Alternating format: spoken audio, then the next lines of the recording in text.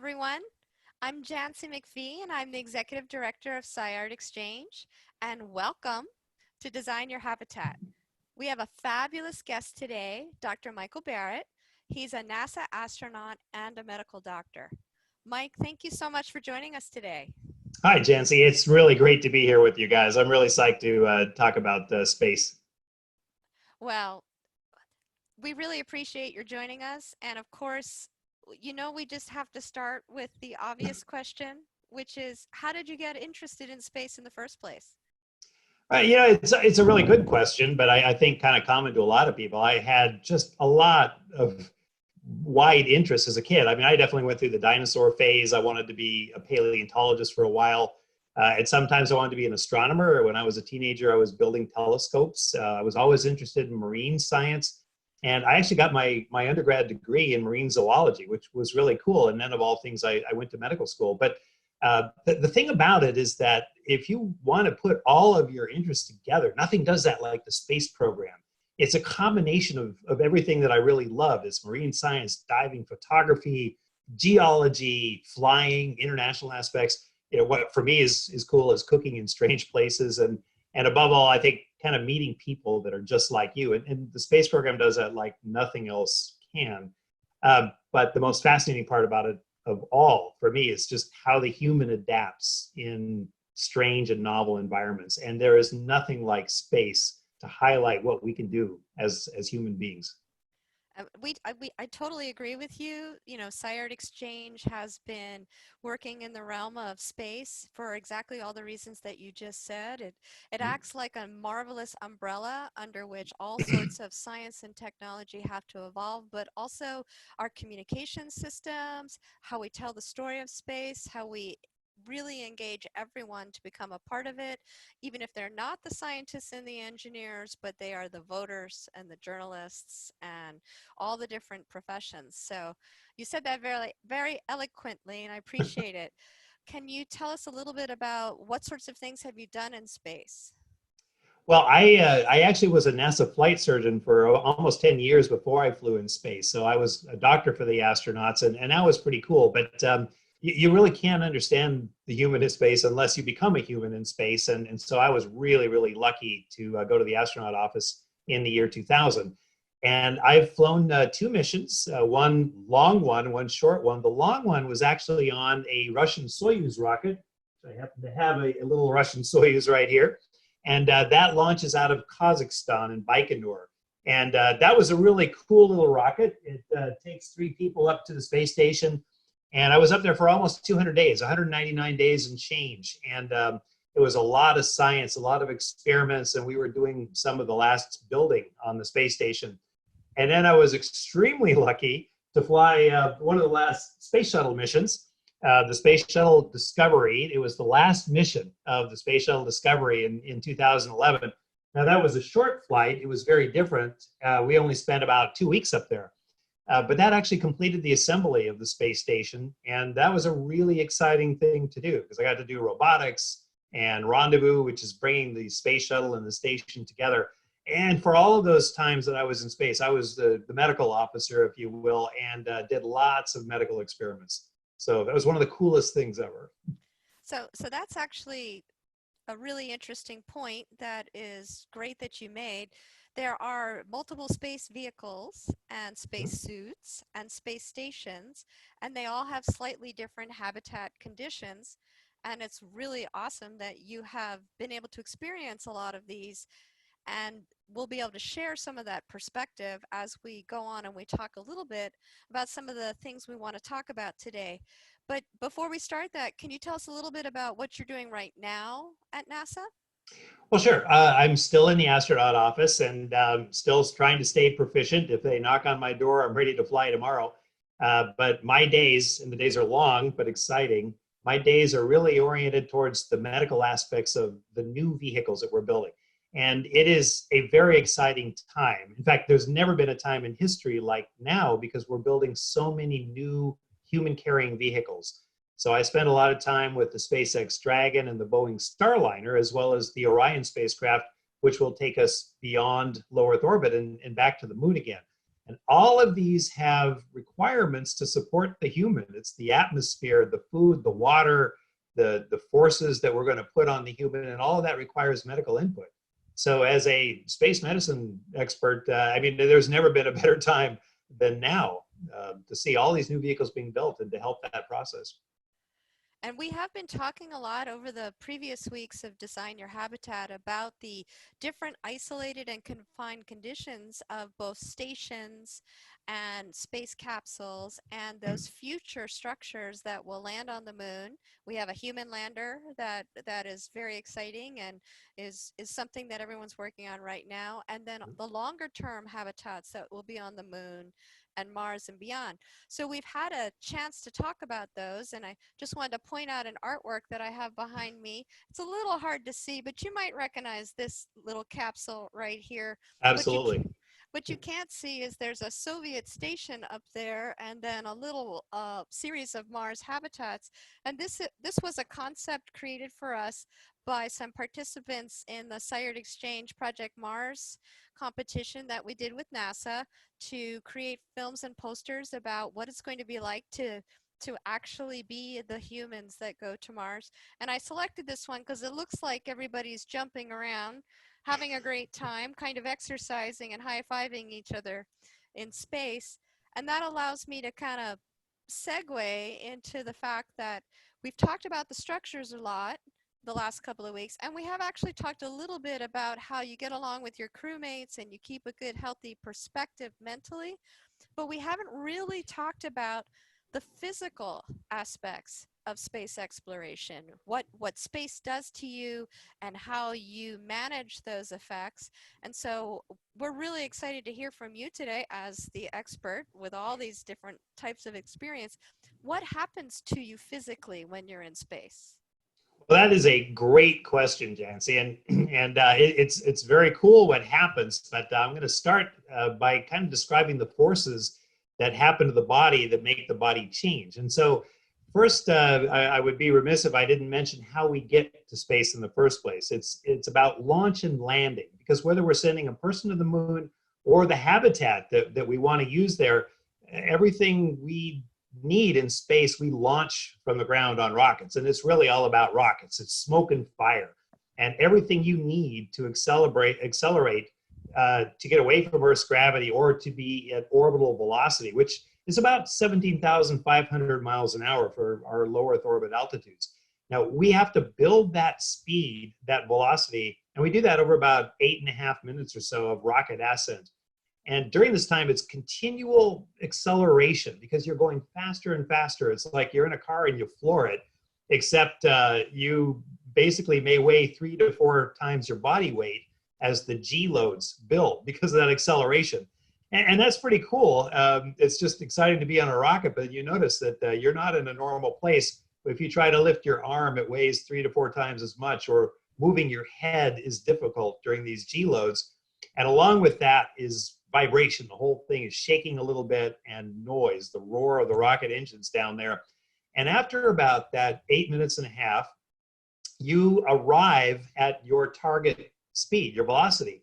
And that's about, again, 17,500 miles an hour. And then what we call MECO, main engine cutoff, happens.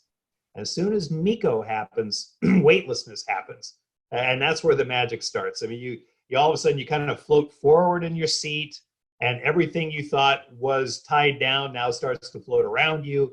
You feel this rush of fluid kind of float up towards your head inside, and a chain of events begins as your body starts adapting to this new and weird circumstance of weightlessness. And that all happens, instantly. And by the way, you might be seeing the Earth for the first time at this instant. And so it's a very seminal moment, that one that I would really hope everybody gets to share at some point. But now what's new to us is sometimes we call it zero gravity, if you will. And indeed, that's what the body perceives, zero gravity, but it's not quite accurate because we still have about 90% of Earth's gravity tugging on us. And that's a good thing because otherwise we just fly off into the solar system. But that's what actually keeps us in orbit around the Earth. And we experience weightlessness because we're continually falling around the Earth. And so sometimes we call it free fall, but that tug of gravity is counterbalanced by how fast we're going. So we never fall to the Earth, we fall around the Earth. And so that 17,500 miles an hour is what keeps us there. And it's pretty cool. If you do a little math, that means you're going around the Earth about every 90 minutes. So 16 sunrises and sunsets a day, which is also pretty cool. Now, a little bit about weightlessness that we're in, and I'll mostly call it weightlessness. Most of what we know about the effects of gravity on the body are based on, of course, Earth knowledge, what we're like normally on the ground, and about 60 years of human spaceflight experience, almost 60 years, which is really quite amazing. And in all these years, I think it's fair to say that we have a serviceable knowledge of the human and weightlessness. An incomplete one, though. It's not a complete one because we're continually surprised. And we find that we don't know everything, even after all this time in space. But we're pretty confident that we can get by this and we can send people to the ISS for 6 months as a routine tour of duty, if you will, and up to a year. And it works pretty well as long as you're prepared and as long as you give countermeasures, which we'll talk about a little later.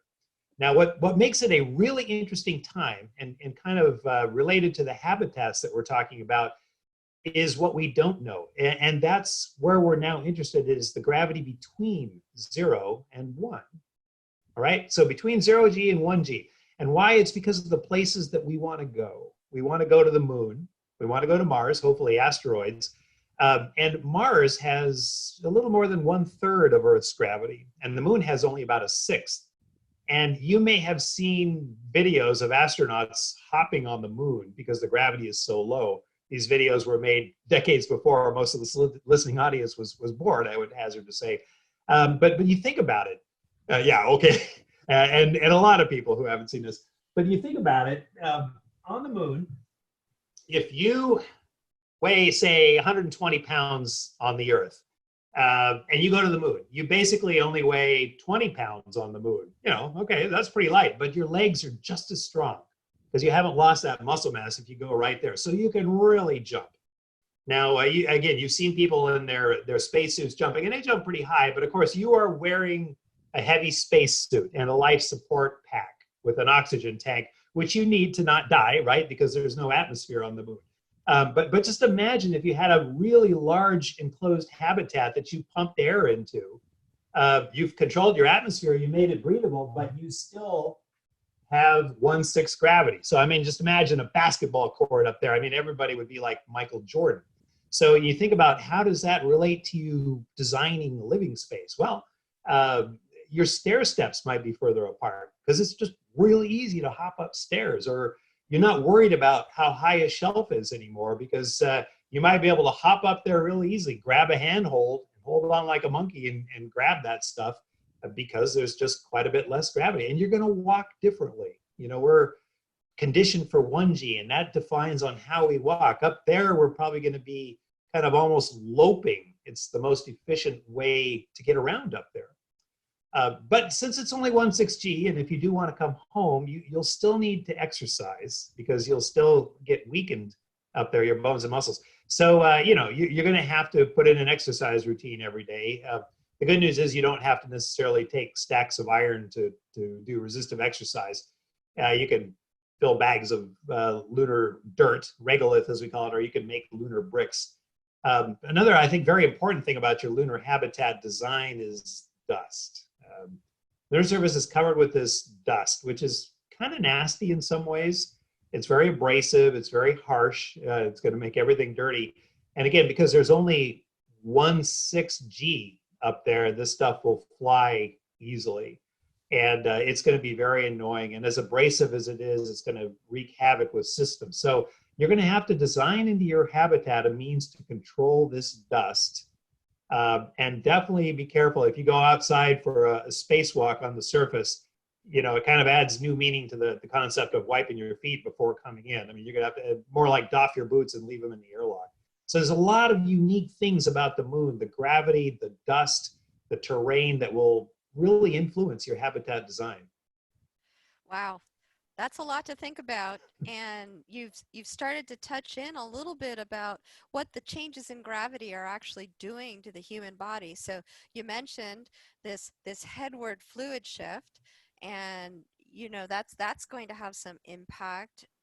Initially it has one sort of impact and then long-term impacts. And you also mentioned something about muscles and bones, and what are some of the different systems that will really have impact, and then how do you prepare for going into space to try to protect those different systems? Yeah, that is a great question with a really big answer. Now, I will I'm tell very you good at that those. excellent. The book that describes those changes is about this thick. How do I know that? Because I happen to have it right here, and it was written by me and about 80 of my closest friends. And it is just an amazing thing to study the human body in space, which is what we've done for many, many years. So, I'll start out by saying that even though we adapt, I would say, remarkably well to weightlessness, and we can routinely work there for 6 months and even a year at a time, there's some things about it we don't like, such as effects on what we call the neurovestibular system, which governs your sense of balance, the cardiovascular system, muscles and skeleton, eyes and brain, and others. So yeah, so let's talk about what these changes actually look like. And I'll just tell you that pretty much every system in the body changes. And they all change at different rates when you get up there. So I mentioned MECO, main engine cutoff, that magical moment when 8.5 minutes have gone by, you are now in orbit and you are feeling zero gravity. So as you mentioned, that fluid shift, the fluids that are normally kept by gravity in the lower part of your body, well, they're not kept there anymore. So they just migrate up to the chest and the head. And I had a feeling very similar to what a lot of other astronauts have felt, that as soon as weightlessness comes on, you feel like you're hanging upside down from the monkey bars. It's just this rush of fluid in your head. It's not very comfortable at first. It does get a little better as you get used to it and certain things happen in your body. But another thing that happens fairly quickly is some people get a form of seasickness, which we call space motion sickness, and it's very common. And it's not a sign of how strong or how weak you are, or how much experience you've had in strange motion environments. You could have been a sailor or an aerobatic pilot all your life and still get this. And it's kind of like the same thing with seasickness, nausea, vomiting. Just use your imagination about throwing up in zero gravity. You really got to be close with a bag.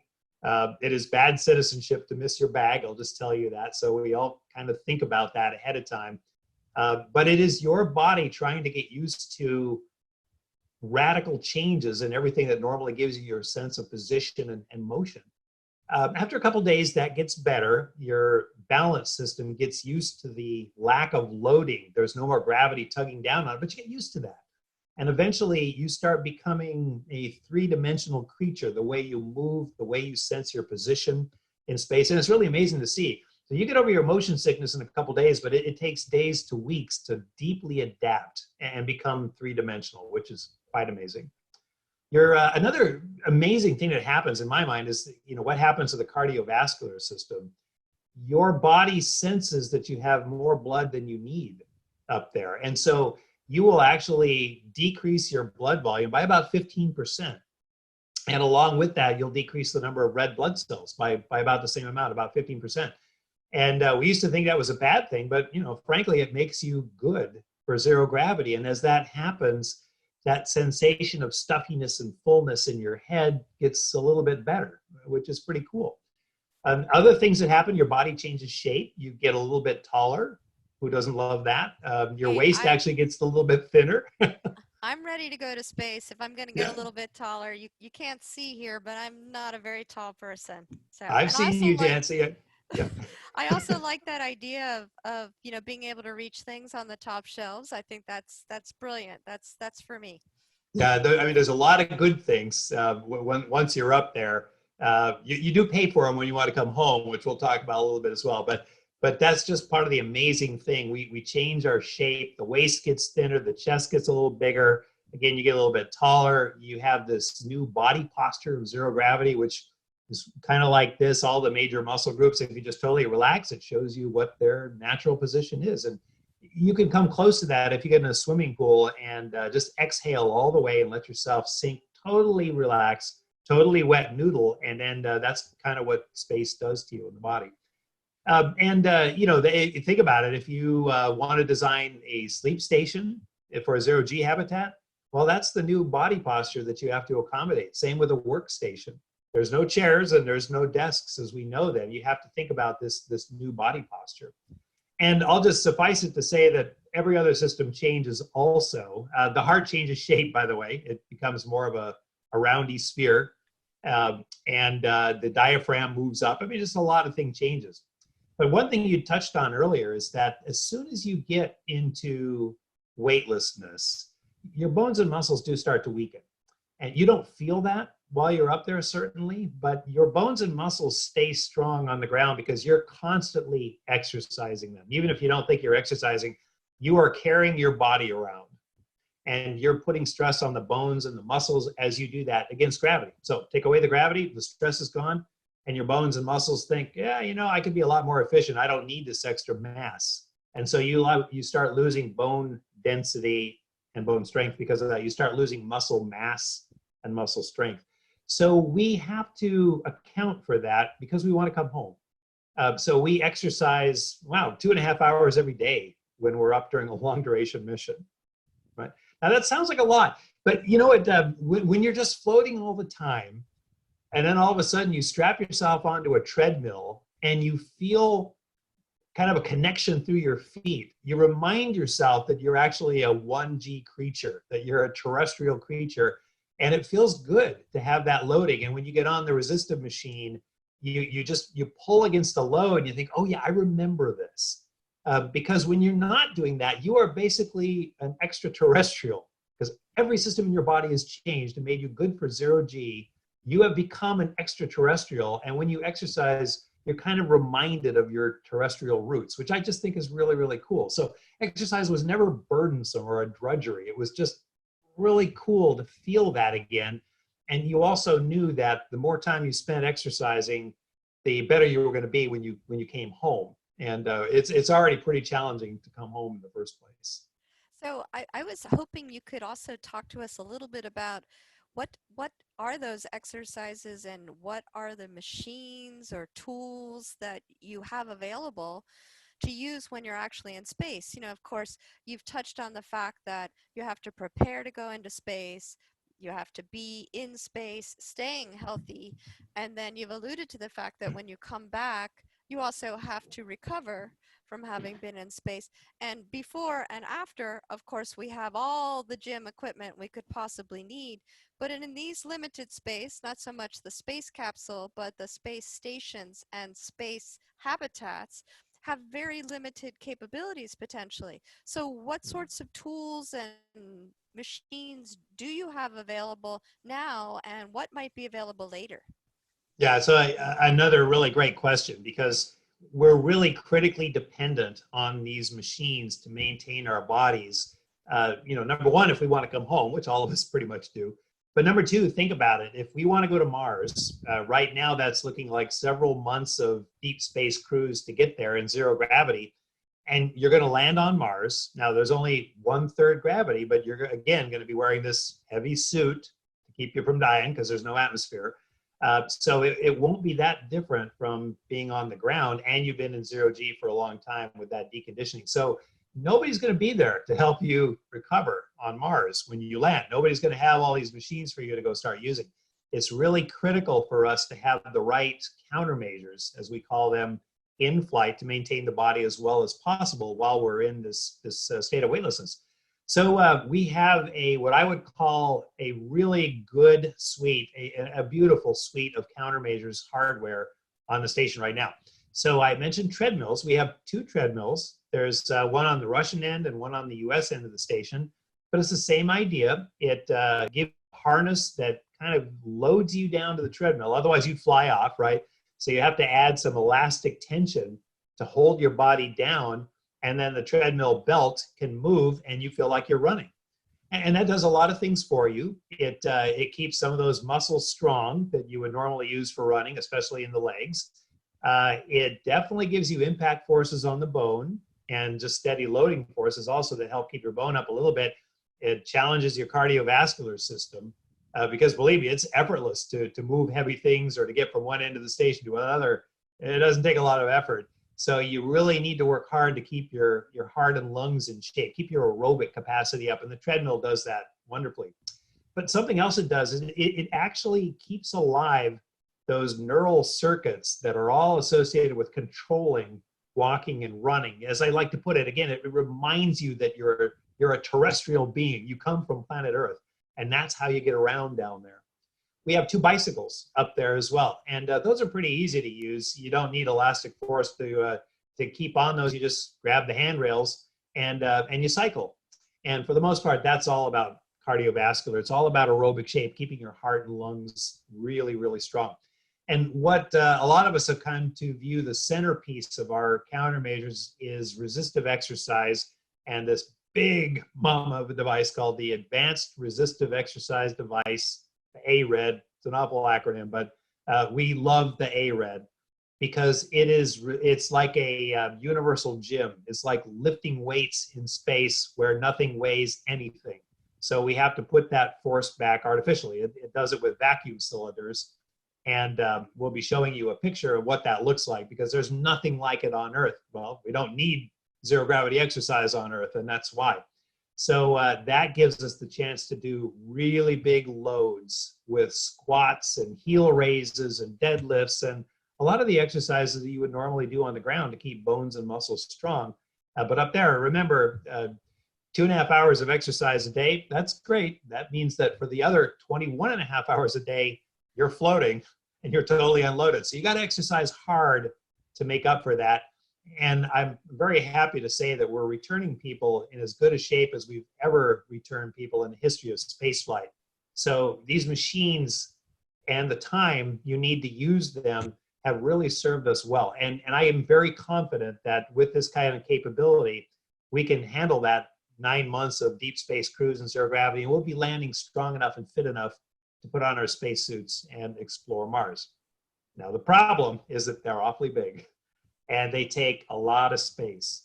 And it's not just the space of the machine itself, it's the space of you and the machine doing an exercise. So if you think about it, if you're doing a squat, you're putting a bar on the back of your shoulders and you're moving, but our machine moves too because it's on a system of levers that keeps it from imparting heavy loads to the station.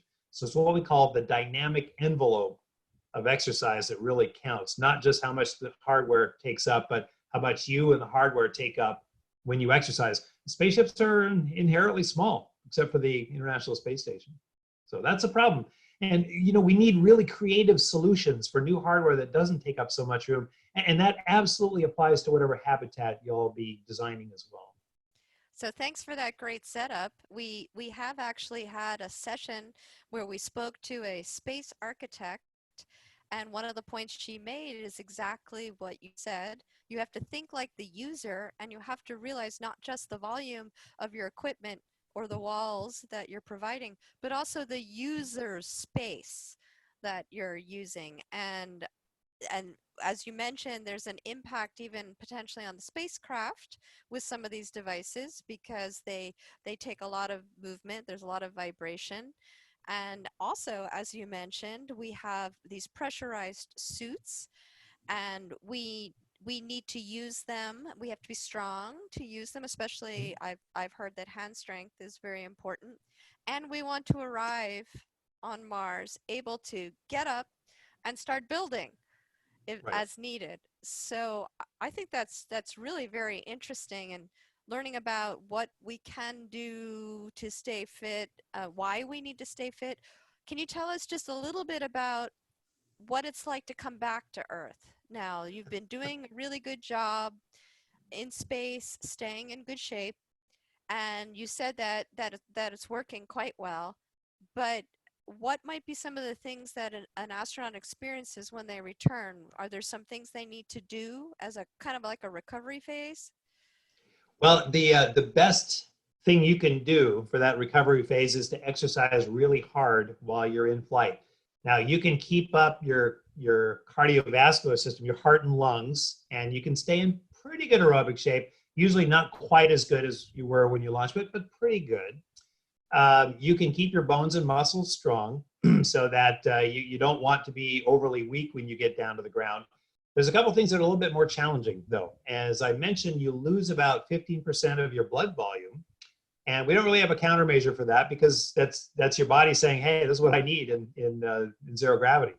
We try to beef that up a little bit with salty fluids. We drink those just before landing, and we try to put some of that back, but we can't put all of it back.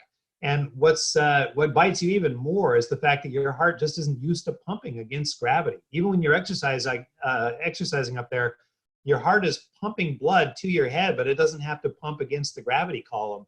That all changes when you get to Earth. And so we have a problem with people sometimes getting near fainting or even fainting when they try to stand up the first time after arriving on Earth. And that's a feeling that I think a lot of us have had or felt that we were near to that.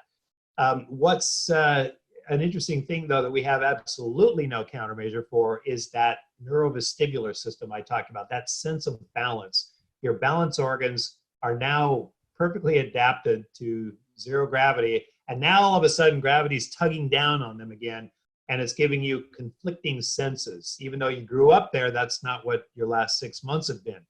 So when we look at the big three things that astronauts show when they first come back to Earth after being in space a long time, it is a generalized weakness. It is what we call orthostatic intolerance, meaning you feel like you want to faint when you stand up. And then the third thing is this neurovestibular compromise. And you can see any one or all of these, and everybody's a little bit different. Now, I can tell you for myself, I came down actually very strong. When I stood up the first time, I felt really good. I felt like I was on that resistant machine and coming up from a squat. I thought, this is awesome. And I did not have any problems with fainting. I stood up and I wasn't feeling lightheaded, and I thought, this is awesome.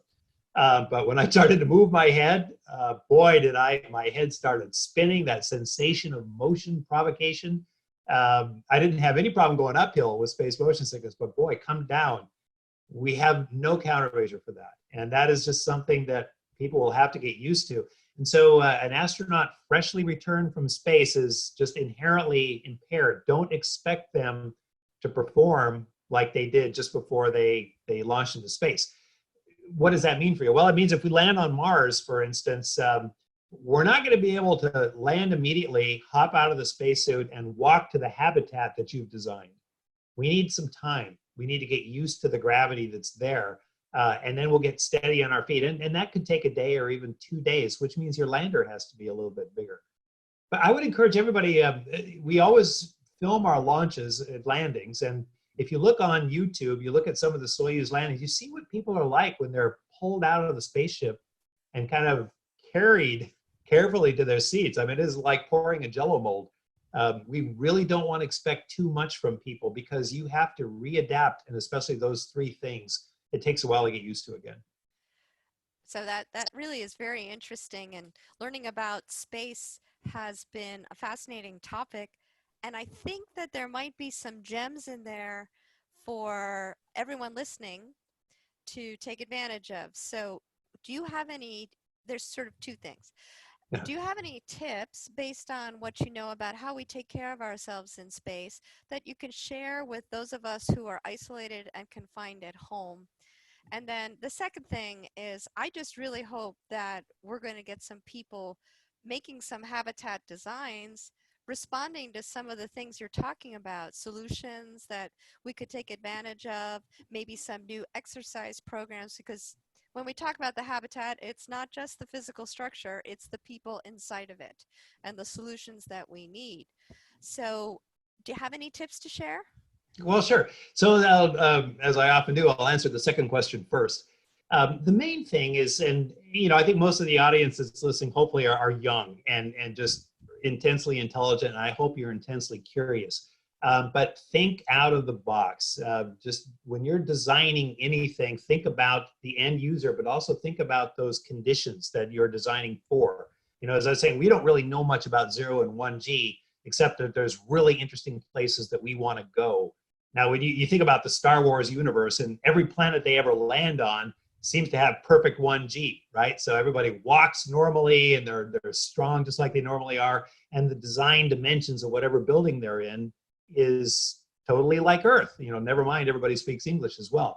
That's not going to be our world when we land on the moon and Mars. So your design for 1G is, you have to think about what happens in 1/6G or 1/2G or a third G. And eventually, there's big planets out there way beyond our star system. We're a long way from getting there, but some of those are going to be higher than 1G. So, the human body can probably adapt anywhere from 0 to maybe 1.5, but your design is going to be different for all of those.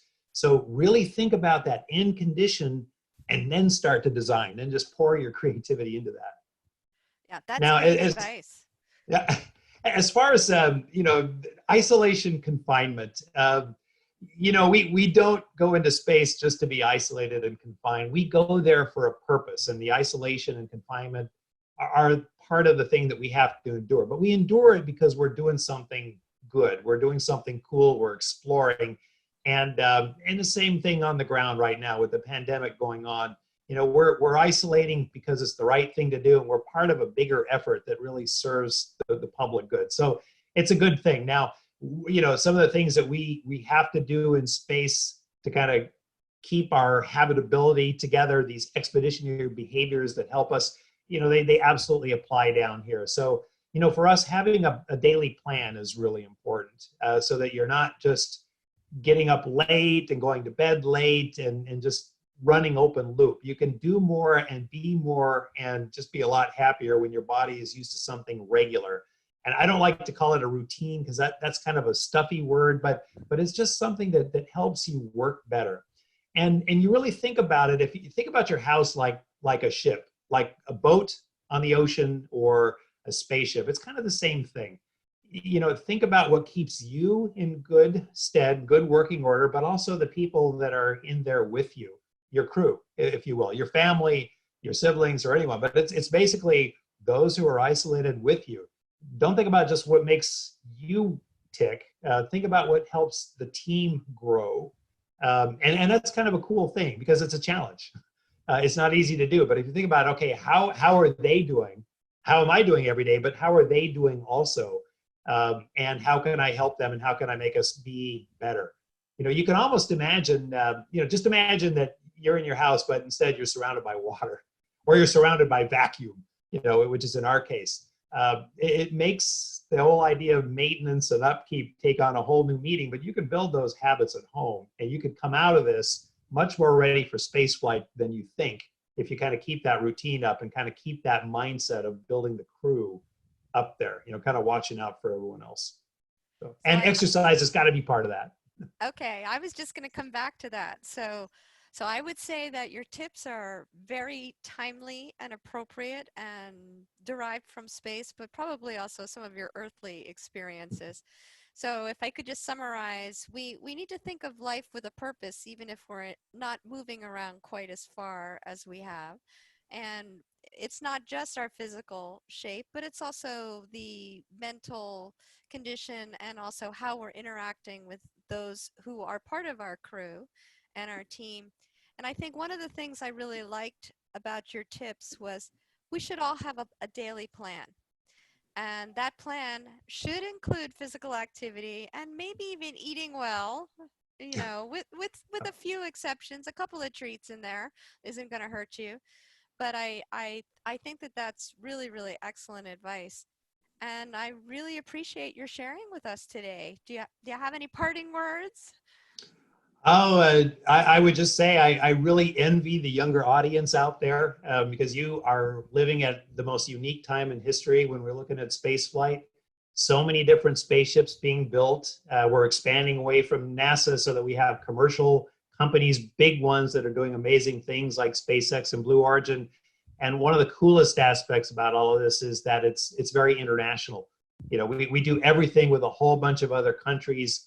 It was hard to start that way, but it works beautifully now. We've learned others' languages, we've learned others' culture and food, and that's kind of what I envision the good things about future space travel to be: international expansion, creativity, sharing of cultures, and man, it's just a really, really great time to be educating at this point, and hopefully entering this world. So, and again, I hope everybody gets a chance at experiencing this environment, the spaceflight environment. Well, thank you so much. That's really inspiring, and I hope everyone's gonna run off and dream of space flight and also take the tips and apply them at home as well because there's just a lot to take home and it's excellent. So thank you Absolutely. so much, Mike, for being here, and I thank you for all the work you're doing to make sure that the humans are going to be physically fit in our future space exploration habitats. My absolute pleasure. Great to talk to you, Jency. Thank you. Bye-bye.